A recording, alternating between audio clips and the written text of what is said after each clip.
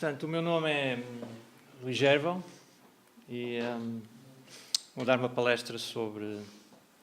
Agradeço também a terem-me convidado para vir aqui falar e a vossa presença. E vou dar uma palestra sobre dinossauros, a parte 1. O tema principal é Jesus ou Darwin. Um deles está errado. Isto é um tema amplo e, por isso, vai ter com certeza várias partes, conforme o Senhor permitir que eu desenvolva este tema.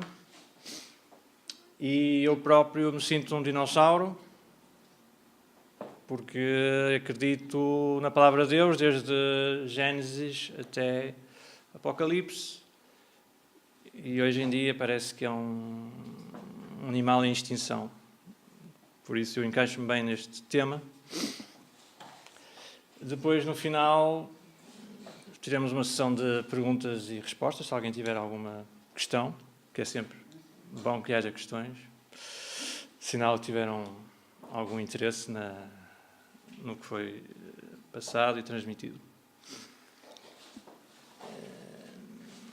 Eu começava por mostrar este versículo aqui. Jesus Cristo diz-nos que o ladrão não vem senão a roubar, a matar e a destruir, e eu vim para que tenham vida e a tenham com abundância. É um versículo fácil de memorizar. Eu, quando estava na faculdade, usava muito as mnemónicas, porque era muita matéria, e então aqui temos 10:10, João 10:10.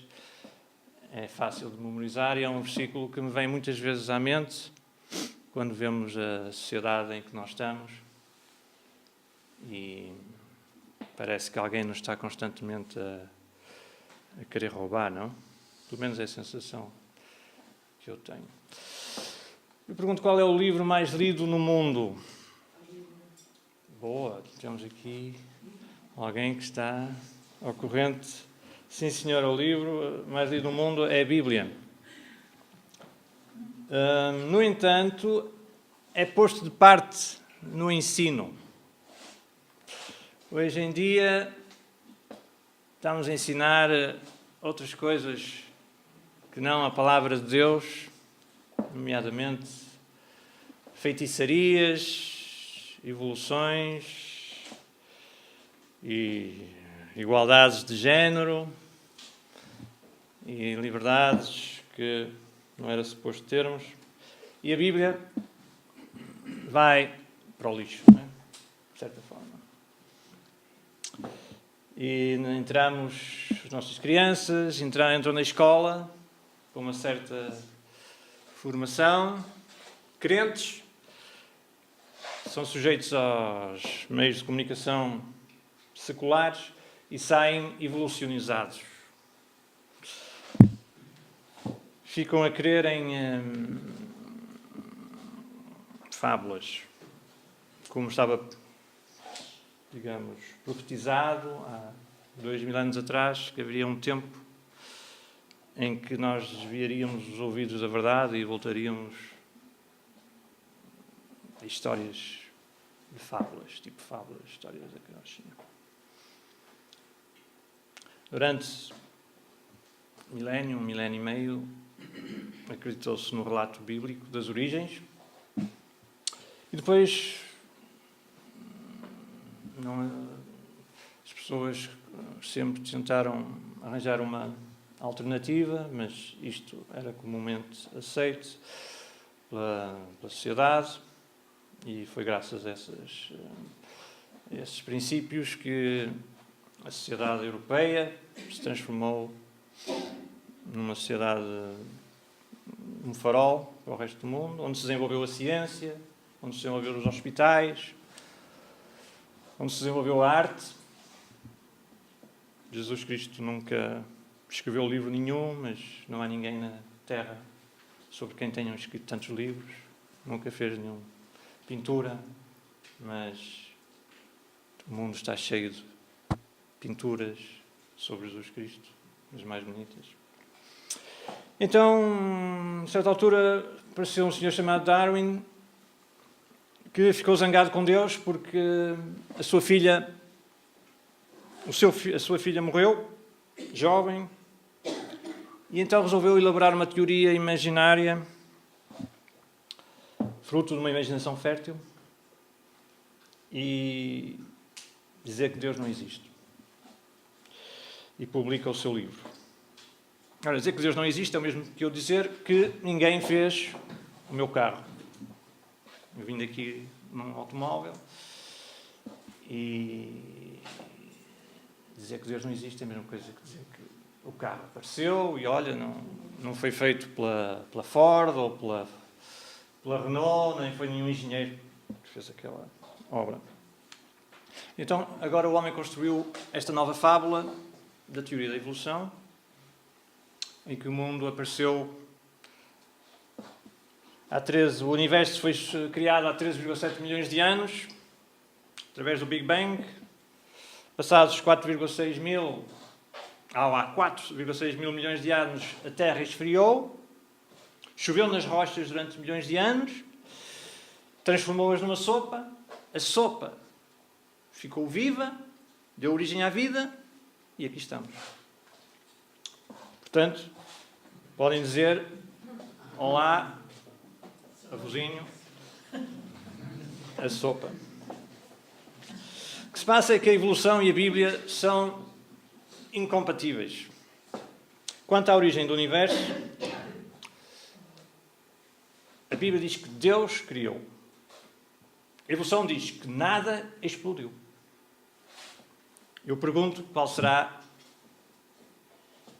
a resposta mais lógica.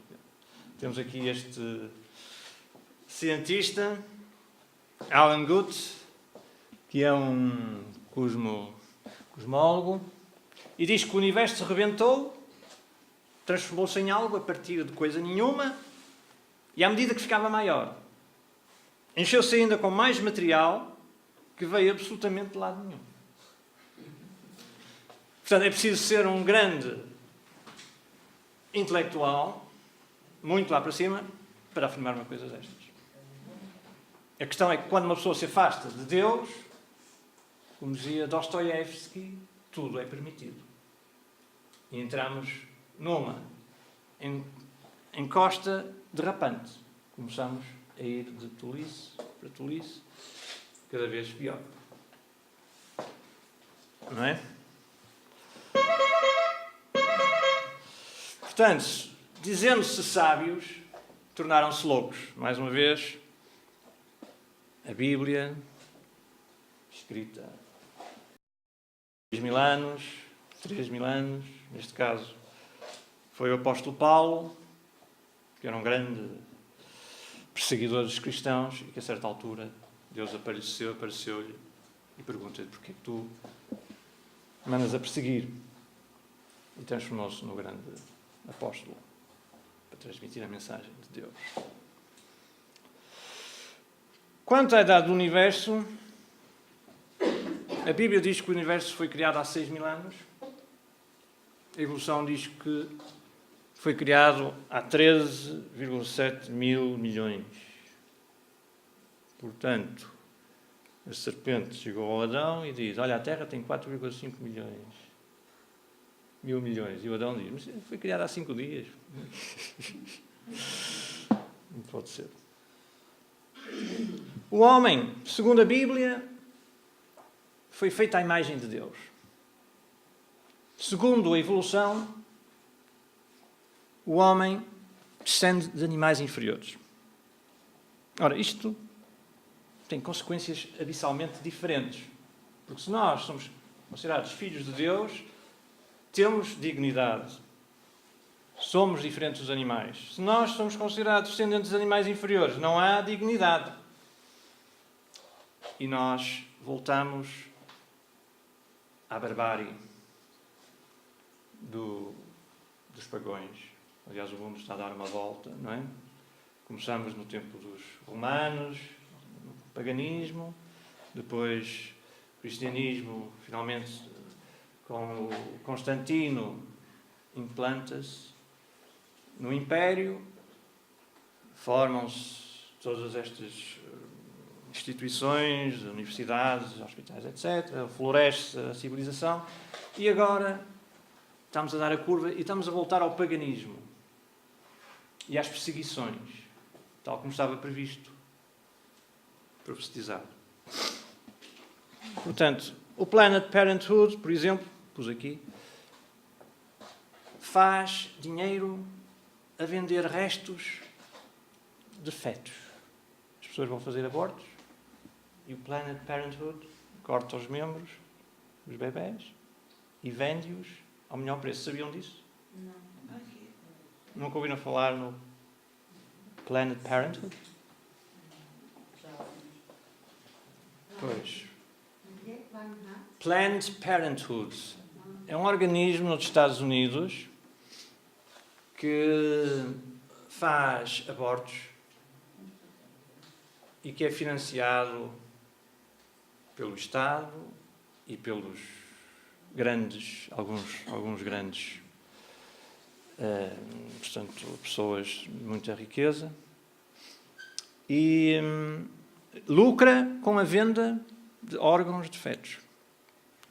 Curiosamente, há uma hipocrisia porque dizem que o feto não é um ser humano, mas depois vendem os órgãos para pessoas que precisam dos órgãos de seres humanos. É curioso. Outra questão que é importantíssima é quanto à morte. Segundo a Bíblia, a morte é resultado do pecado. Segundo o evolucionismo, a morte existiu antes do pecado e foi através da morte que nós aparecemos. Portanto, o homem come o fruto proibido, que não é a maçã, chama-se fruto do conhecimento do bem e do mal, da ciência do bem e do mal. E depois surge a morte. Ao contrário, na evolução, a morte, através do sofrimento, da doença, da carnificina, faz, depois de milhões de anos, chegar o homem. Ora, se há morte antes do pecado, então a morte não é a pena do pecado. Segundo o que a Bíblia diz, a morte surgiu porque Adão pecou. Antes vivíamos num mundo perfeito. Não havia morte, não nos matávamos uns aos outros, todos eram vegetarianos, incluindo os animais. Era um mundo perfeito, só que Adão cometeu o pecado. Agora, se a morte não é pena do pecado, então a morte de Jesus não paga essa dívida do pecado. Portanto, não precisamos de um Salvador. Estas são as consequências de um ponto de vista ou de outro ponto de vista. Ora, Moisés recebeu, não sei se conhecem a história, os 10 mandamentos no Monte Sinai. Reparem que os 10 mandamentos estão escritos em pedra. Portanto, os mandamentos são absolutos. Nós vivemos num mundo em que a moral é relativa. A tua moral pode não ser a minha. O que é bom para ti pode não ser bom para mim. É um momento civilizacional que nós estamos neste momento. Mas a moral está escrita na pedra. E diz, os 10 mandamentos, que estão aqui, resumidos. Eu gostava que prestassem atenção, em particular, ao 4 e ao 9. Porque se a teoria da evolução é verdade, então Deus não pode ter criado o mundo e o universo em 6 dias literais. Certo? E não havia morte. Criou o mundo sem morte, sem dor, sem derramamento de sangue. E também todos os animais terrestres e todos os seres humanos descendem da Arca de Noé. Eram 8 pessoas. Conhecem a história da Arca de Noé? Já ouviram falar? Eram 8 pessoas e os animais terrestres. Os animais aquáticos não precisaram de ser vir na Arca. Portanto, os primeiros capítulos de Gênesis, que é o primeiro livro da Bíblia, estão cheios de erros. Assim como todas as referências a Deus como Criador. Assim como todas as referências ao dilúvio de Noé. Portanto, todos os livros que mencionam Deus como Criador falam de Noé. Falam da criação do mundo, estão errados. Portanto, Deus estava a dizer uma mentira quando afirma aqui no 4: guardarás o dia de sábado a fim de santificá-lo. Porque ele disse: porque em 6 dias fez o Senhor os céus e a terra, o mar e tudo o que neles há. Ao mesmo tempo, Deus diz que não mentirás. Portanto, Deus está a infringir os seus mandamentos. Segundo a teoria da evolução, Deus está a mentir e está a infringir os seus próprios mandamentos. Além disso, o próprio Jesus Cristo também mentiu quando se referiu a Jesus, a Deus como Criador e ao dilúvio. Ele disse, quando lhe perguntaram como é que iria ser a segunda vinda, como é que, quando tu voltares, como é que vai ser? Ele disse, vai ser como nos tempos de Noé. Comiam, bebiam, casavam-se e davam-se em casamento, até que Noé entrou na arca. E não o perceberam até que veio o dilúvio e os levou a todos. Portanto, Jesus também estava a mentir. Na teoria da evolução, o homem surge muito depois da criação. Surge ali o homem. Na teoria bíblica da Terra Jovem, o homem surge no princípio da criação, ao 6º dia. Jesus Cristo disse,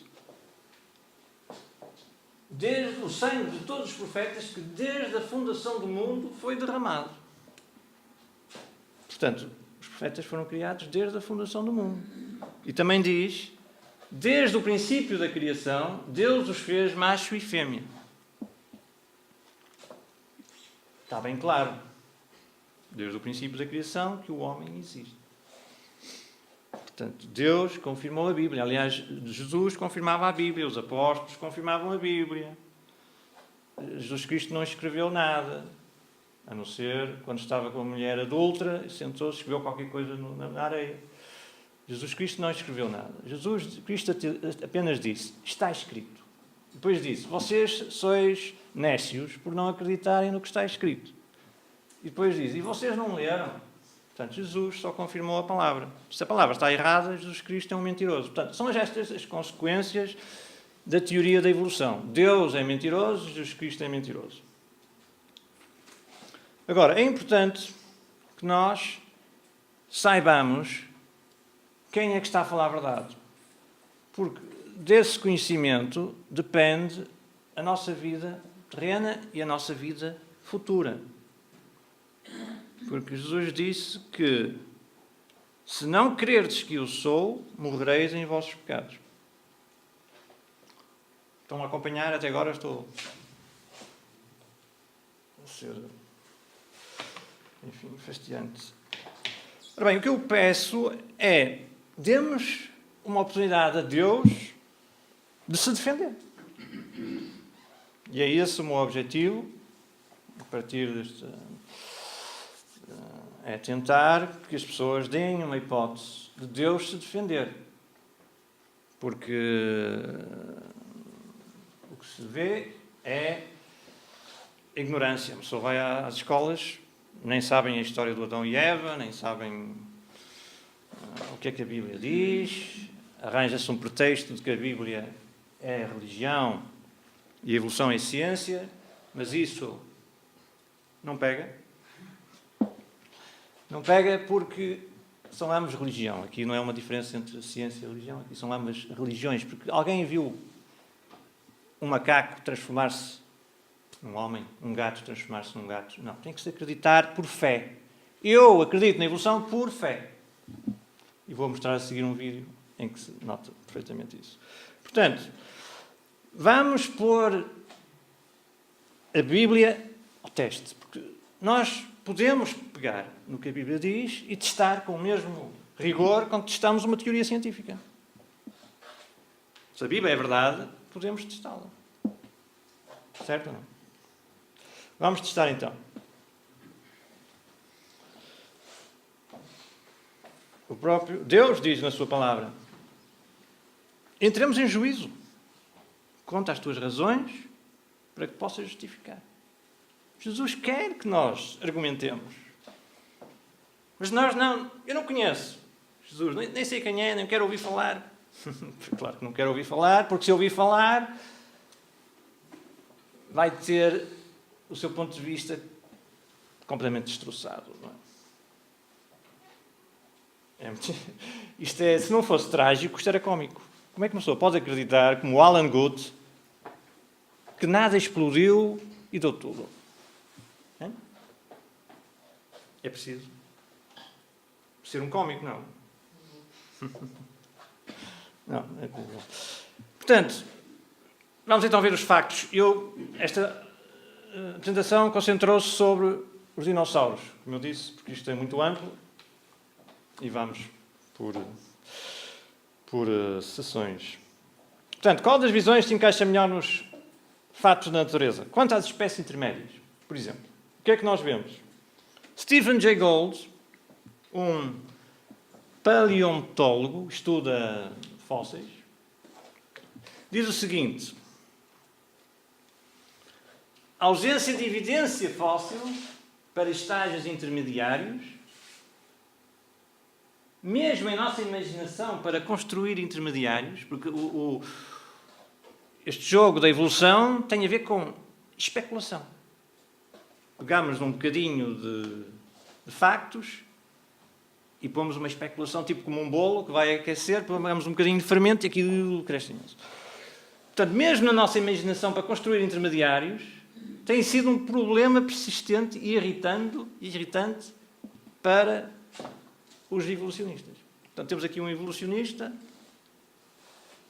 numa revista científica, Paleobiologia, em 1980, a dizer que não existem espécies intermediárias. É uma chatice, é irritante.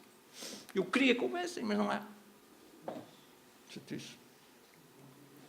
E agora temos aqui este vídeo, filmado por um senhor chamado Ray Comfort, nas universidades na Califórnia, em que ele entrevista cientistas famosos e entrevista os alunos. E vejam a reação dos alunos. Darwin spoke of a change of kind. Can you think of any observable evidence for Darwinian evolution where there's a change of kind? Change of kind. Change of kind.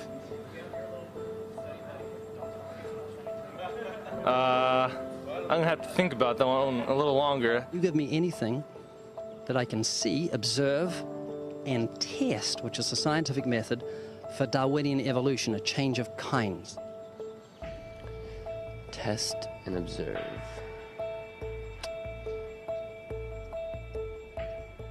Could you give me observable evidence, which is the scientific method for Darwinian evolution, a change of kinds?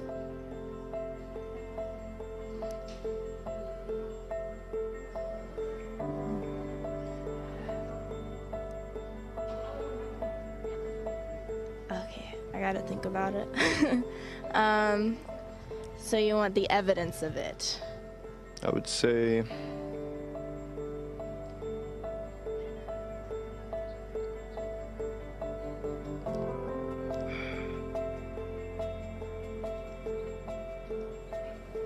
I cannot, I think.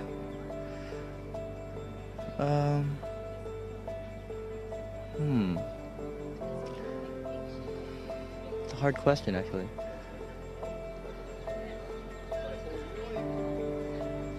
Mitochondrial DNA.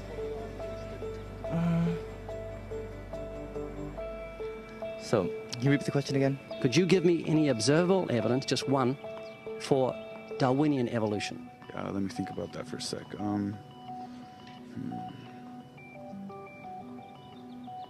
Observable evidence, something where we don't have to exercise faith. Something that can be observed, like the scientific process, observable. That's a good question. That one I'm not quite sure. So you can't think of any observable evidence for evolution? No. How do you know it's true? I'm not sure. So Darwinian evolution is not observable, it's not scientific. I guess so.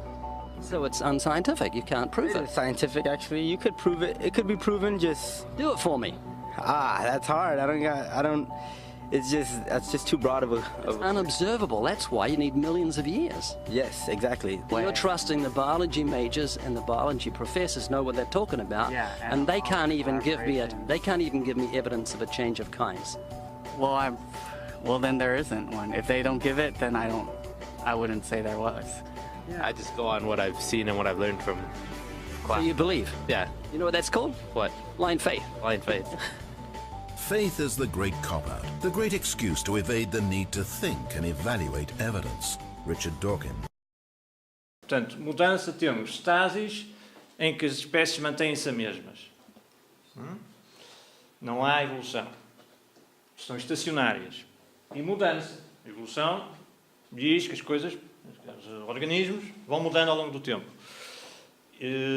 Nós temos uma coisa chamada fósseis vivos. Pegam num camarão, supostamente quando estou a comer um camarão, até podem estar a ter uma aula de biologia. O camarão, supostamente, num fóssil tem 150 milhões de anos. Estão a comer um camarão idêntico ao camarão fossilizado. Chama-se isso stasis. Não há evolução. Descobrem morcegos. No registro fóssil, o morcego é idêntico ao morcego atual. Descobrem ostras, descobrem o que for, iguais ao registro atual. Chama-se isso stasis. Portanto, o que é que encaixa melhor nos factos da natureza? Fica ao critério. Quanto à idade, como nós dissemos, os dinossauros, segundo a Bíblia, existem há 6.000 anos, juntamente com o homem. Segundo a evolução, foram extintos há 65 milhões de anos. Evidências que nós possamos usar para demonstrar que os dinossauros não se extinguiram há 65 milhões de anos. Quando vemos um osso, o que é que vocês podem nos dizer deste osso? Qual é a idade deste osso? Conseguem ver assim? Não conseguem. Porquê? Porque o osso não tem uma etiqueta a dizer foi feito em Taiwan há 65 milhões de anos. Não tem. Portanto, tem que se fazer deduções. Tem que se fazer testes. Tentar, tipo, ciência forense. Ver quem foi o autor do crime ou quando é que se deu o crime. Temos um sistema de fazer esse teste. Chama-se carbono 14, que é um elemento natural que, fruto dos raios cósmicos atingirem o nitrogênio 14, que depois expulsam ali uma partícula e ele transforma-se em carbono 14. Ora, o carbono 14 tem uma característica. É que tem uma meia-vida, portanto, desintegra-se, diminui a sua... É como um torrão de açúcar, põe num bocadinho de água e ele desfaz. Portanto, desintegra-se para metade do seu potencial em 5.700 anos. Quer dizer que, ao fim de 100.000 anos, já não existe carbono 14 nenhum. Ora, o carbono 14 vai diminuindo, mas o carbono 12, que é outro componente, este estável, o carbono 14 é instável, este mantém-se. E, portanto, nós temos aqui um relógio natural. Certo? E que começa a funcionar quando o organismo morre. O organismo morre, enquanto vive, vai consumindo o carbono 14 vai desaparecendo, mas depois vai comendo outra vez plantas, e as plantas é que agarram este carbono 14, e portanto ele está sempre a renovar o seu carbono 14. É como se tivermos uma conta bancária, recebemos o salário ao fim do mês, fomos na conta, depois tiramos um bocadinho, voltamos a pôr, durante a vida. Quando morremos, deixamos de receber dinheiro, como é óbvio, e a conta bancária começa a ficar sem verba nenhuma, não é? É a mesma situação. Portanto, temos aqui um relógio natural. Ora, o que é que se constata? Temos aqui, por exemplo, um hadrossauro, supostamente com 67 milhões de anos, foi encontrado carbono 14. O que é que isto demonstra? Demonstra que o animal não morreu há 65 milhões de anos. Morreu menos antes de 100 mil anos. Eu, para vos dar uma ideia, trouxe aqui uma fita métrica. Então, eu ponho aqui a fita métrica e ando 3 metros. 3 metros. Corte. Tem que ter alguém obrigado pelo apoio. 3 metros. Vamos ver aqui 3 metros. 3 metros. Portanto, aqui serão os 65 milhões de anos da Bíblia, da evolução. Os 100 mil anos estão aqui. Por acaso é um B de Bíblia, eu devia ter posto aqui. Sim. Ciência. Suponhamos que eu pedi para fazerem o C de ciência, mas não deu para fazer. Perderam o C. Pronto. Suponhamos que aquilo é o C de ciência. A ciência demonstra que o animal tem menos de 100 mil anos. A evolução diz que tem 65 milhões. Não sei se estão a ver a diferença, pessoal. E a Bíblia diz que o animal tem 6 mil anos. Portanto, a Bíblia e a ciência estão ali juntinhas. A evolução está aqui. Isto é só para fazer uma demonstraçãozinha, para terem uma ideia da diferença entre as duas. Temos também o caso do DNA. Vocês já ouviram falar no DNA? O DNA é o mesmo problema para os evolucionistas. Porquê? Porque o DNA, à temperatura, depende da temperatura. À temperatura de 10 graus, porque isto nesta altura os dinossauros não viviam no gelo, não é?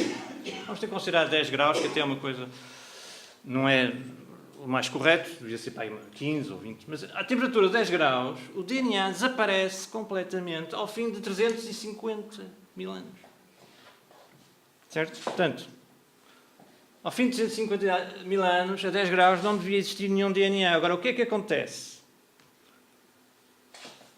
Aqui na revista Science, que é uma revista das mais conceituadas do mundo científico, este senhor, Woodward, publicou um artigo a dizer que encontrou DNA em fragmentos de animais com 80 milhões de anos. Mas o que é que se passa com estes evolucionistas? Eles não conseguem raciocinar. Será isso? Não sei. Ou isto é uma questão religiosa? Isto vem ao problema da questão religiosa. É que nós estamos aqui a falar da religião. A religião tem dogmas. Mesmo que as evidências apontem noutro sentido, a minha religião não me permite aceitá-las. Percebem? Portanto, temos uma fé apesar da evidência, enquanto que o cristão tem uma fé baseada na evidência. São dois tipos de fés diferentes. Uma é contra a evidência, mas é uma fé. E outra é baseada na evidência. O acontecimento mais bem provado da antiguidade é a crucificação de Jesus Cristo. Não existe nenhum acontecimento tão bem demonstrado, com tantos escritos. Por exemplo, as histórias do Aristóteles, os livros do Aristóteles, suponhamos que há 4 cópias escritas 400 anos, 1000 anos depois do Aristóteles. O Platão, suponhamos que há 12 livros escritos 200, 300 anos depois do Platão. Jesus Cristo tem 20 mil manuscritos escritos 50, 30, 20 anos depois do acontecimento. Não existe nenhum documento, nenhum acontecimento tão bem provado na história da Antiguidade. Tecidos moldes, a mesma coisa. Temos aqui no Brasil um animalzinho, supostamente com 110 milhões de anos, mas encontraram tecidos moldes. Temos aqui, este é famoso, da Schweitzer, que encontrou em dinossauros, Tyrannosaurus rex, vasos sanguíneos, células sanguíneas. Temos aqui fragmentos flexíveis. Como é que um animal com centenas de milhões de anos pode ter vasos sanguíneos, sangue e fragmentos flexíveis? Não pode. E depois, esta autora, pesquisadora, em vez de pegar na teoria e dizer, não, temos que fazer uma nova teoria, não. Nós vamos tentar descobrir como é que é possível o DNA manter-se durante milhões de anos. Porquê? Porque é uma religião e eu não posso deixar a minha religião por mais evidência que eu tenha. Temos aqui, por exemplo, o caso do Sr. Armitage, que também descobriu tecidos moldes e foi demitido. Foi demitido. Na Califórnia, este senhor descobriu um cientista, ousou publicar um artigo em que falava que o animal, um dinossauro, era jovem, porque encontrou tecidos jovens, foi demitido. Chama-se um herege. Religião, heresia, não pode existir. Temos aqui este vídeo do senhor, chama do Ben Stein, Expelled, em que ele aparece, o Ben Stein, ele é o ator, sobre situações destas, dezenas de situações destas. Temos aqui um livro com a mesma situação. Portanto, cientistas que são expulsos, que são demitidos, que são perseguidos. Porquê? Por terem uma visão, um ponto de vista diferente. Quanto aos animais atuais, segundo a Bíblia, os dinossauros coexistiram com animais atuais, tipo coelhos, gaivotas, papagaios. A evolução não, a evolução diz que ao longo do tempo os animais vão evoluindo. Temos aqui, por exemplo, uma imagem no Museu da China. Desculpem lá. Vocês não veem aqui mais nenhum animal, a não ser dinossauros. Pois isto não está de acordo com a realidade. Deviam ter ali, por exemplo, patos. E isto são animais que apareceram juntos com os dinossauros. Isto é o animal atual. Temos aqui o professor de Berkeley.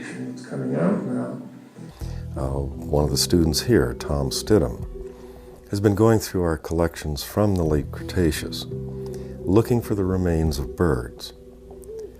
And what they're finding is that there is at that time, in the late Cretaceous, quite a diversity of modern groups of birds. Tom has just had a little article published in Nature in which he describes a late Cretaceous parrot. There are more pieces of information out there that are now being described in papers that are being written or in review, showing that other kinds of modern birds were present in the late Cretaceous. Então, temos aqui o professor de Berkeley, que é uma universidade super liberal, tudo é permitido. Nesta faculdade houve um caso de um estudante que durante 8 meses a fio foi nu para as escolas. Era um naked guy. E ninguém lhe dizia nada porque, como é que vamos dizer, aqui não há certo ou errado, ele pode fazer... Nós não sabemos, aqui vale tudo. Então ele ia nu para as aulas durante 8 meses. E é uma universidade de onde saíram tantos, deve ser de onde saem mais liberais e pessoas assim com ideias, portanto, da parte liberal, não é? Berkeley. Eu falo no Cretáceo, só para terem noção, o Cretáceo é o período Cretáceo dos dinossauros, não é? Portanto, aparecem animais atuais no tempo dos dinossauros. Com o homem, a mesma situação. Segundo a Bíblia, os dinossauros coexistiram com o homem, segundo a evolução, não existiram. Ora, nós temos centenas de documentos, de lendas, de situações em que se demonstra que os dinossauros coexistiram com o homem. Mas isto terá que fazer parte de uma outra palestra, depois já temos o tempo de chegar ao fim, não é? Então, eu iria passar à frente e para não vos,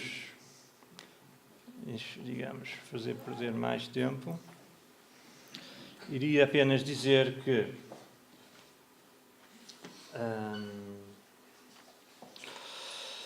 nós não temos aqui uma questão intelectual. A diferença, porque é que as pessoas não acreditam na criação? Não é uma questão intelectual, é uma questão moral. Algumas culturas existem que, quando alguém as causa uma ofensa, deixam de, os que foram ofendidos, deixam de querer falar com essa pessoa, de saber o que é que ela tem a dizer. Às vezes até fazem funerais fictícios, arranjam um caixão e fazem um funeral, dizer o nosso filho morreu, por exemplo, quando ele mudou de religião, e não querem mais ouvir falar dele. Os ateístas é isso que fazem com Deus.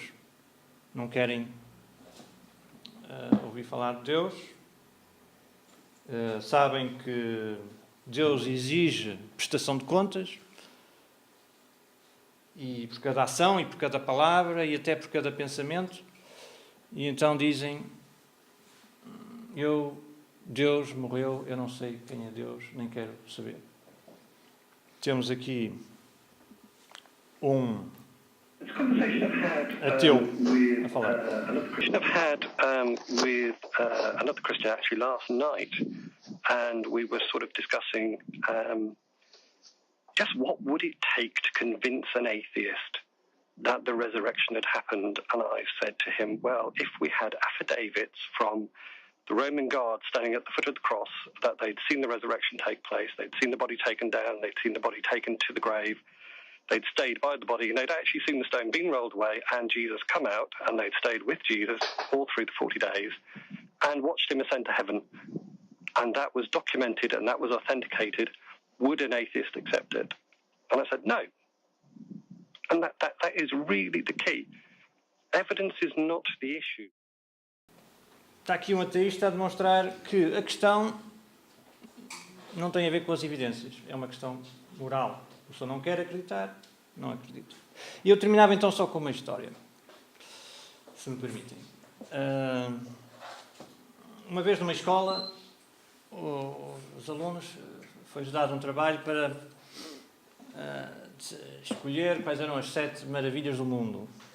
Então reuniram-se e nomearam 7 maravilhas. Nomearam as pirâmides, o Taj Mahal,